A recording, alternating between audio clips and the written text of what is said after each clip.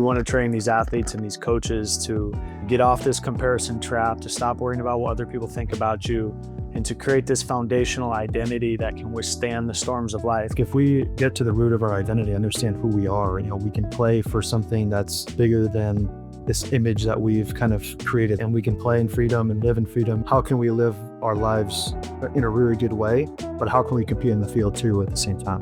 Right? You're going to go through difficult times during your sport, during a game, but also off the field and off the court. You're going to go through all kinds of difficult problems and struggles as well. And if you define yourself by your performance, you're going to ride this roller coaster up and down of highs and lows, and it's going to be a really tough way to live. Well, gentlemen, I'm so glad that you're here. You're devoted husbands, dads, ball players, and brothers starting a venture together called Seven Pillar. And I want to know what moment or experience sparked this vision.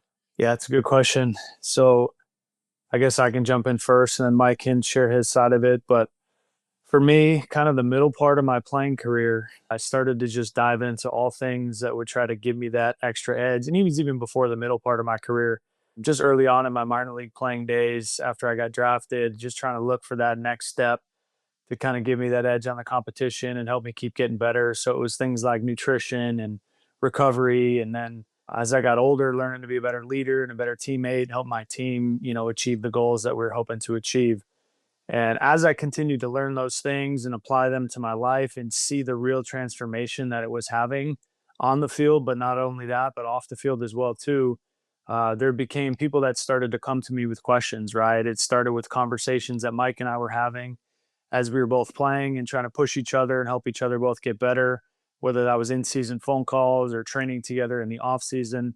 And then it was other teammates and other family members just coming with questions of like, hey, I see you're doing this. Why are you doing that? What do you got on this supplement and this nutrition protocol? And it just kind of grew from there and turned into an idea that my financial advisor, I'll give him a shout out here, Eric Averill with AWM.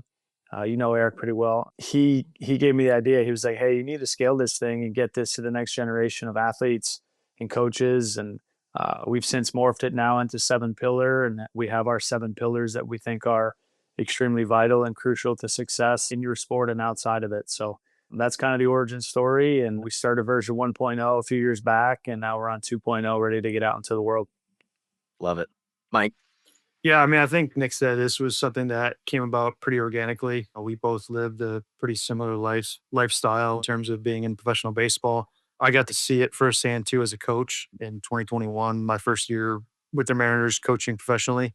And from that perspective, was able to see too the need for this kind of holistic coaching enterprise and making sure that we're incorporating the mental health side of things in addition to the in-game mental skills and nutrition and recovery. So this has kind of been a long time in the works. And I think Nick actually, a couple of weeks ago, he sent me a note that he found in his desk drawer from 2015. And he had a note basically saying like things to share with the next generation. And so this goes back 2025 now, almost a decade, if not more than that. So it started organically, but it's been in the works for a while too. Yep, that's awesome. And for those who don't know, so Seven Pillar is the name of the organization, but Seven Pillars is also a big cornerstone of this work. What are the 7 pillars? Why do they matter? Would love to hear y'all's perspective on that. Mike, you want to tee that one up first? So 7 pillars, basically sitting down, I think it was 2022, trying to figure out, okay, how do we deliver this content over the course of several times sitting down and having these conversations. We came up with these pillars as, okay, this is the baseline. This is what really works. And this is what we've been living. So essentially it's identity, mindset, lifestyle, relationships, nutrition, fitness, and recovery. And essentially like, we don't want to think of those pillars as any one individual standing by itself. It's how do we use these as one complete program or system or process, however the word that you want to use, to help give athletes and coaches success on and off the field. So those are the main 7 pillars. I don't know, Nick, if you have anything to add to that, we can kind of get into more detail, but that's the main thrust of it. Yeah, it's a great point you made, Mike, about how they're not individual and everything comes together. And kind of going back to the original question too, Eric, why did we start it and how did this come about? For me, especially as an athlete, I was always having multiple different people in multiple different arenas helping me throughout my career. It was a mental performance coach, it was a nutritionist, it was doctors for blood work and regenerative medicine, it was physical therapists and strength coaches. And not that we are going to do all of those things, because those, a lot of them require years and years of school and education and specialty, but the ability to kind of curate a lot of that information and bring it to the next generation of athletes is something that I didn't have, right? And I had to go out and do all my own research, and Mike did as well, to find out the best ways to do things and the best people to teach us how to do those things. So that's kind of it for us, is just like we want to take all of these concepts and bring them together into one, and be this one trusted place for the athlete and the coach to come to get better in a variety of areas that are going to help you in so many ways as you compete in your sport, and then outside of your sport in your general life as well. I think one of the things I'd love y'all's perspective on, I was reading a report a few weeks ago on, one of 3 high performing athletes struggles with mental health and anxiety. When you think about the long-term sort of effects that from youth sports all the way to getting the minor league contract, then getting the invitation to the show, the first pillar is identity. One of the biggest things that's I think is really captivating about this vision is y'all talk a lot about on and off the field as an embodiment of what seven pillar is. Why is identity so important, and sort of that first understanding for this work? Yeah, that's where I was going to go first when you talked about the mental health crisis. And not that there aren't great professionals out there doing amazing things with athletes and coaches and people in that space, but a lot of what I experienced, and Mike as well, was very, very surface level. Right, it didn't get below the surface and get to the root problem of what's actually going on. And for us, I had an identity crisis myself. I had a performance based identity, which meant that I put all of my stock and worth and self esteem and value in who I was as an athlete and how I performed.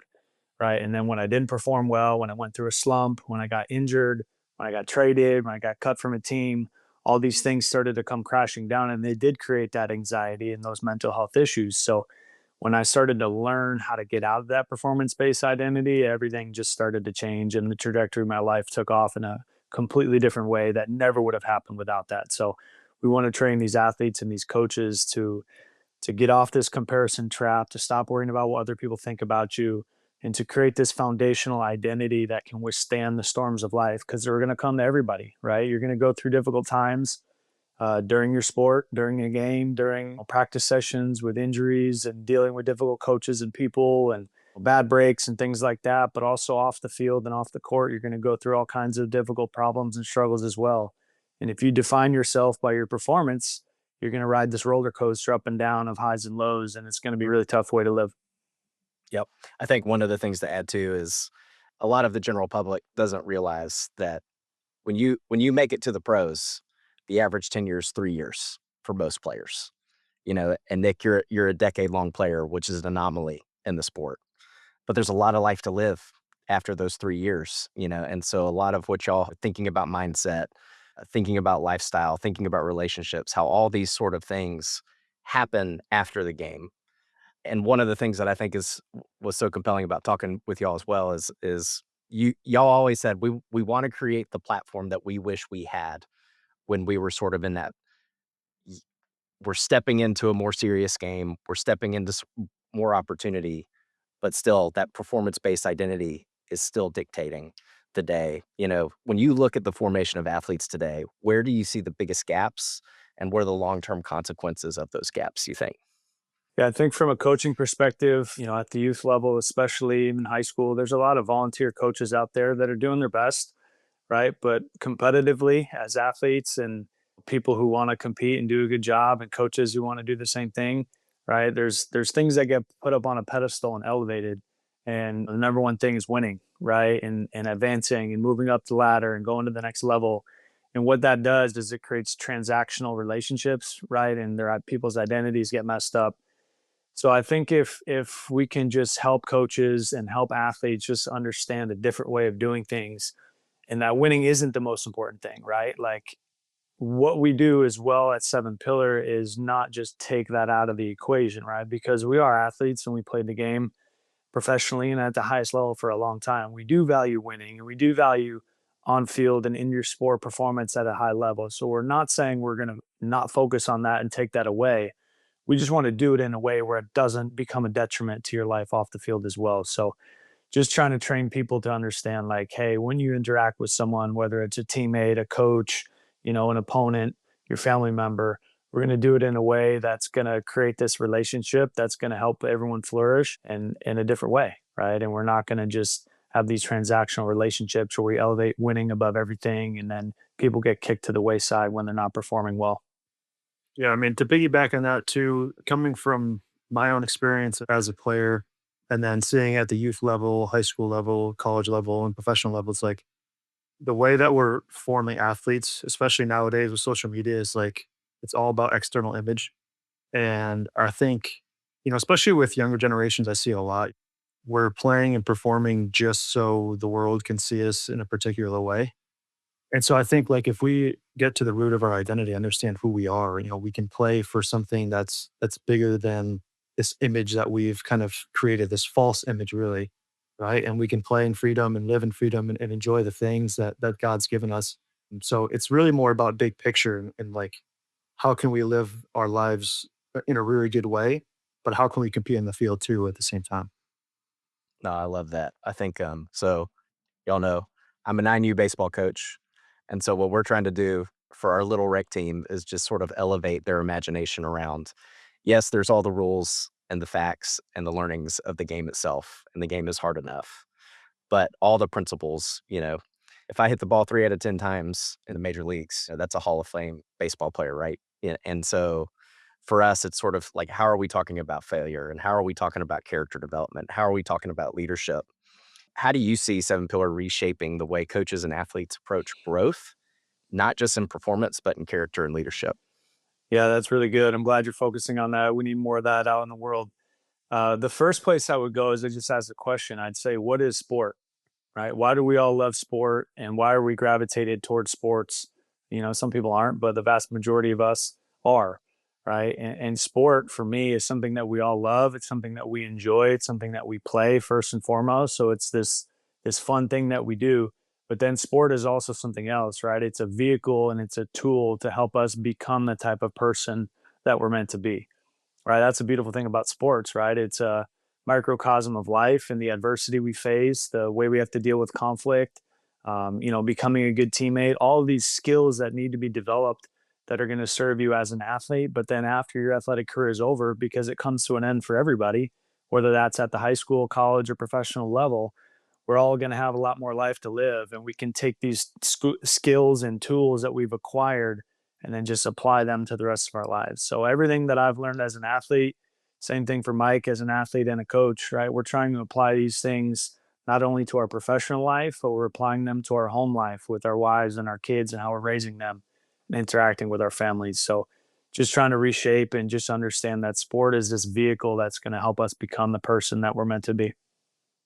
Yeah, I couldn't say anything better. Using sport as a tool is kind of something that I've looked at since I became a coach and started doing lessons even when I was, 21 years old. So if I can incorporate those life skills and anytime I'm working with a player, like that's a big win. And that's really my focus whenever I'm doing that. So, we take an idea like seven pillar and now we can focus on all these other things and not just, specifically the sport, but now we've created something that can really affect generations down the road.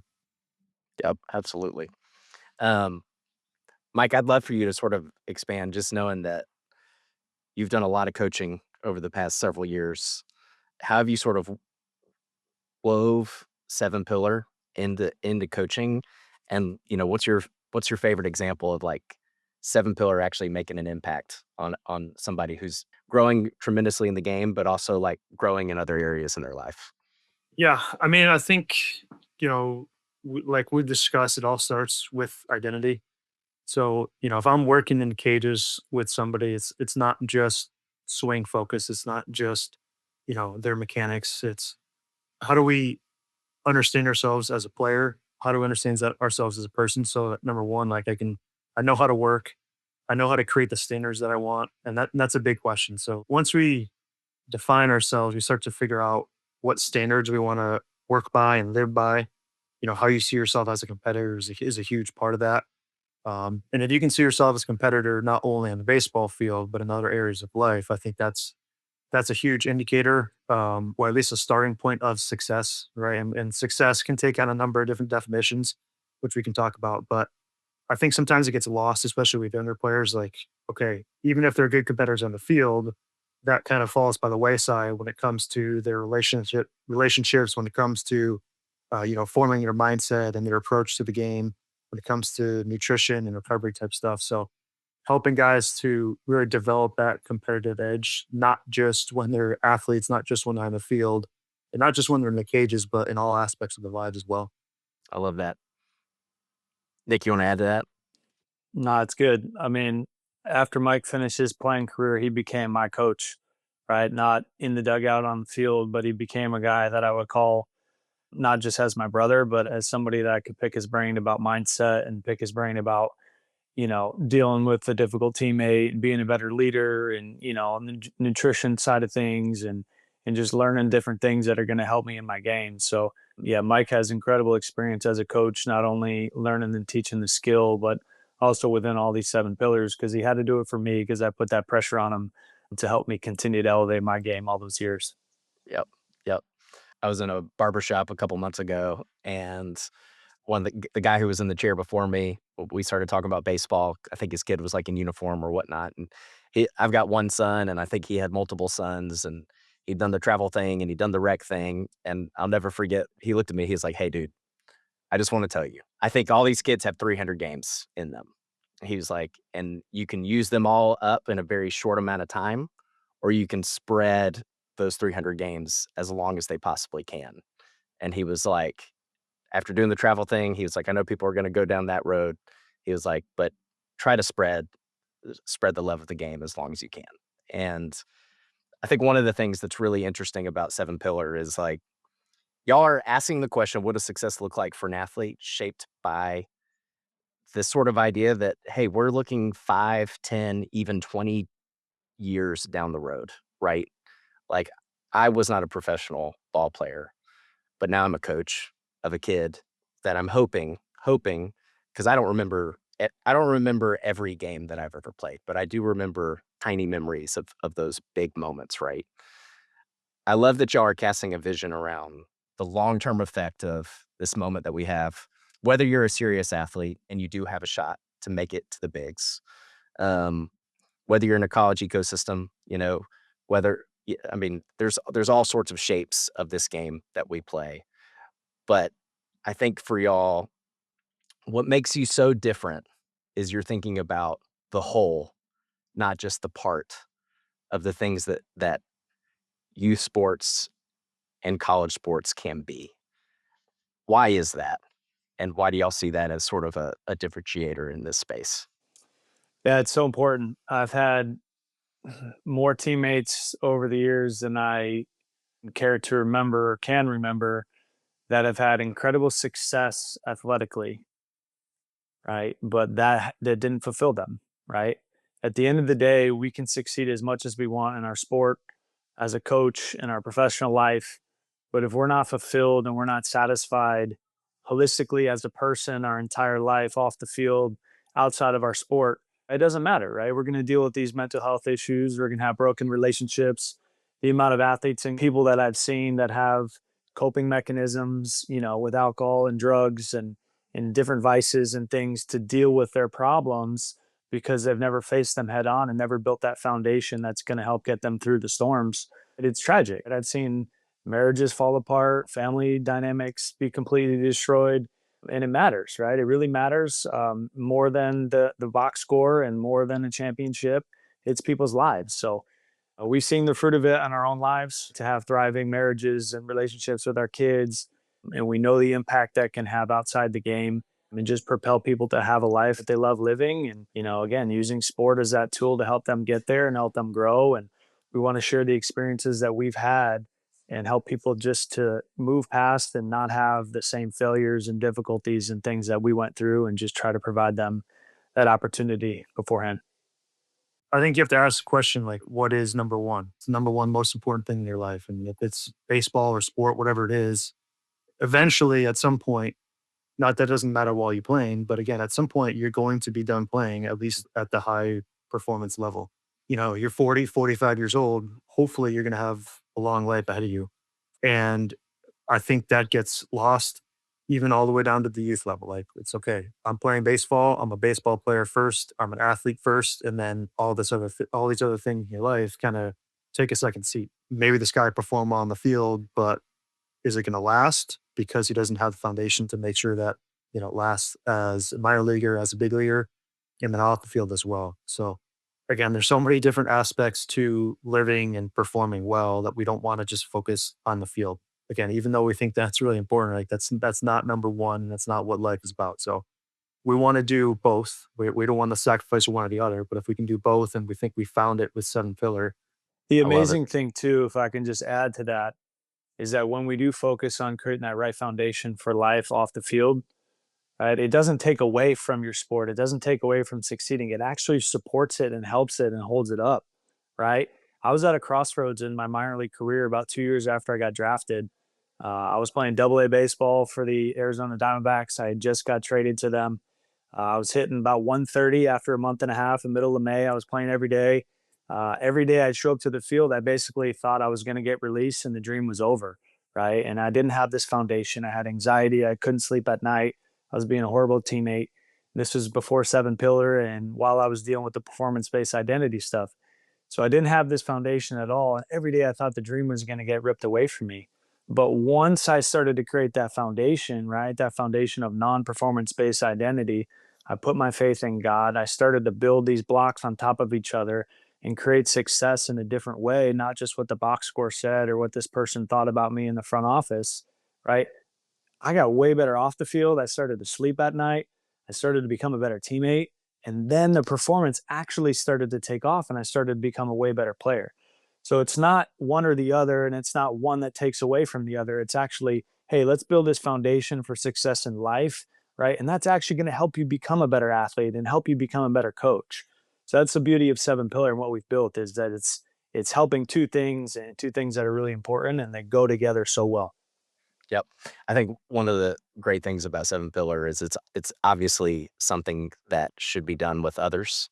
And I think you and Mike embody that sort of like, we're doing this together. We did this together. We've lived this together. I'd love to sort of trail into the how has faith sort of shaped your imagination around the vision for this organization? Why is that important along the way?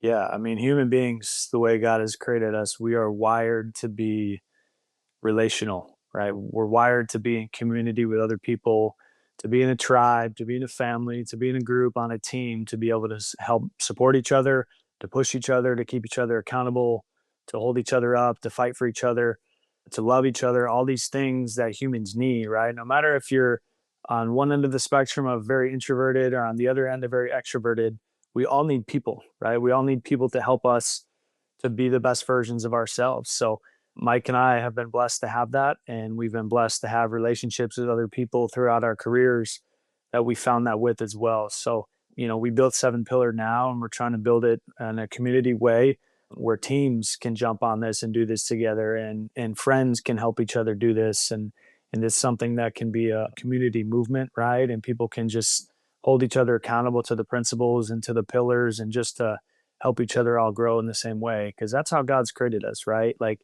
that's the difficult thing of technology and how social media has evolved, right? There's a massive correlation and spike between when social media and the internet have been introduced and then the mental health crisis. So what that's done is that's pulled people in isolation and taken them out of community, right? And we want to help bring that back. And it's obviously a technological thing that we're doing and using to help push this message out there, right? But we want people to do it together. We want people to do it in community, on their teams, in their schools, and different things like that. They're gonna to help support each other.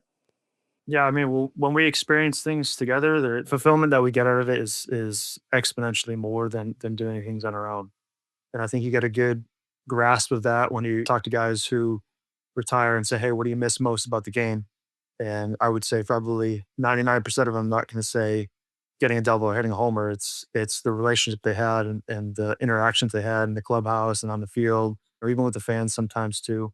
It's those types of things that are probably the most important thing and help bring us the fulfillment that, like Nick said, that we're meant to have. It's not just doing it on our own, it's doing it in community with other people.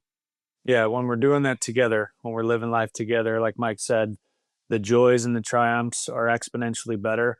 But at the same time, the trials and the difficulties aren't as hard either, right? Because we have people to help us and support us and get us through those times. So, community, having people that you trust and can lean on, and you do the same for them is incredibly important. And we're weaving that in through Seven Pillar for sure. Yep, I love that. I think a couple years ago I was touring SEC school that we would all know, their training facility that they were in the middle of like a phase 1 through 5 sort of construction on. And I was talking to one of the recruiters there, and I was just like, with so much of the conversation being oriented towards NIL, what's the impact on your job been like in terms of just recruiting? And he honestly was like, it's actually kind of been terrible because the orientation that these students, these 16, 17, 18-year-old college players have is this me focused mentality where he said, 10 years ago, 7 years ago, even 5 years ago, the conversations with these kids was, how can I be a support to the team? How can I help the team win? And now everything's sort of oriented towards, well, what's in it for me? That's been the shift of the conversation. In the next generation of athletes, if they were formed the right way, what kind of ripple effect would that have in homes, schools, teams, and communities beyond playing time? That's a great question. I think there's two things that come to mind, two key phrases. When people talk about athletes a lot, right? There's talent that's obviously talked about, and you need talent to be successful. But there's two kind of things that athletes who do it at a high level for a really long time have. They have intangibles at a very high level, and they have an it factor, right? People talk about intangibles and it factor. And people are gravitating toward those things, I think, now more than ever, because like you're saying, there's so much focus on the individual and the social media and the NIL and the individual nature of things. When someone has those things, man, they just stick out, right? And people are attracted to those things. And I was talking to a coach recently, and he was just saying the same thing. He's a college coach and talking about how he's going after kids who aren't in it for themselves and the data and the information and the numbers, but the team, right? And in order to have success in life, right, you need those things. You need those intangibles. You need that it factor. So if we can help athletes in this next generation to be able to achieve and attain those intangibles and learn to live by them, the sky's the limit, right? It can change families, it can change generations and legacies, it can change communities. It can be an incredible movement and tool to help this next generation really just change the landscape of our country. We've had so many discussions too based on legacy. And right, like what is, as seven pillar, as individual coaches, like what is our impact on athletes and coaches? And we kind of always have a little bit of an eye toward the future in terms of like, okay, what are we going to build with this? What kind of legacy are we going to leave not only with our families, but with, the individuals, the teams, the organizations that we're working with? Part of our mission is to impart the knowledge and the wisdom and everything that we've learned over the past decade to 15 years of our professional careers.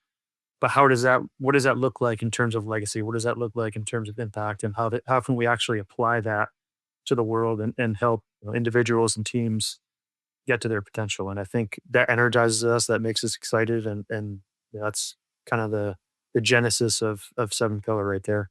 Yeah, when you live with the end in mind, it changes today, right? It changes the present moment. And when you have that perspective to think long term and not just be in this short term gratification mode at all times, right? You're going to think, okay, when I get to the end of my playing career, when I get to the end of my life, what's going to matter? What's going to be most important? And then once you understand those things and you have those ideas of, hey, this is going to be most important at the end of my career and at the end of my life, then you can live backwards from that and focus on those things today. So nobody's going to get to the end of their playing career and nobody's going to get to the end of their life and be like, man, like I really wish I hit 5 more 3 pointers or had 10 more strikeouts. Like no one's going to say that, right? They're going to say, man, I wish I was a better teammate, or the memories on a positive side I do have interacted with, the joy of doing something together as a group, or the long bus rides or the time in the clubhouse. Like those are the things and the relationships that are going to carry on and matter. So in order to do that right? You have to focus on it in the present moment. So we want to teach athletes and coaches how to do that in the present moment and live with this long-term vision of success in mind and let that just infiltrate their todays. I love that. Last question. If I'm an athlete, coach, and I've just learned the name Seven Pillar today for the first time, how do I get involved? Tell me why I should join up. Yeah, first you can go to our website, find out more information, sevenpillar.co. Social media on Instagram and X have plenty of information there as well. And we have all kinds of ways you can work with us. We built out an app, a subscription-based app, where this is the thing that I'm most excited about, to be able to scale and get the information out to as many athletes and coaches as possible. We're building all these different rhythms and habits to be able to come to the app as a daily touch point, to be able to train your mind, train your identity, and learn in all these different pillars how to be the best version of yourself as an athlete, a coach, and off the field. So we're going to have this app out in the world very, very soon. If not, when you're hearing this, it might be live already. But that app is going to be huge and important. We have speaking engagements, we have one-on-one coaching opportunities, we have group and team coaching. So plenty of different ways to work with us, but it's just super important to get involved and set the right foundation when you're young. And even if you aren't young, even if you're older or a professional athlete, at this point in time, it's never too late, right? To go and set the right foundation for success in your sport and outside of it. Yeah, we're doing all this again in community. We want this to be not just one individual here, one individual there. It's great to sign up, but bring other people along with you. We want this to be a movement. We want teams, organizations, college athletic departments, everybody to be involved in this because again, like we see this as a movement. We see this as a way to impact not only your life right now, but in the future, and then generations after that. So, doing community, and yeah, we're excited to get rolling. Well, sevenpillar.co. And gentlemen, thanks so much for making time.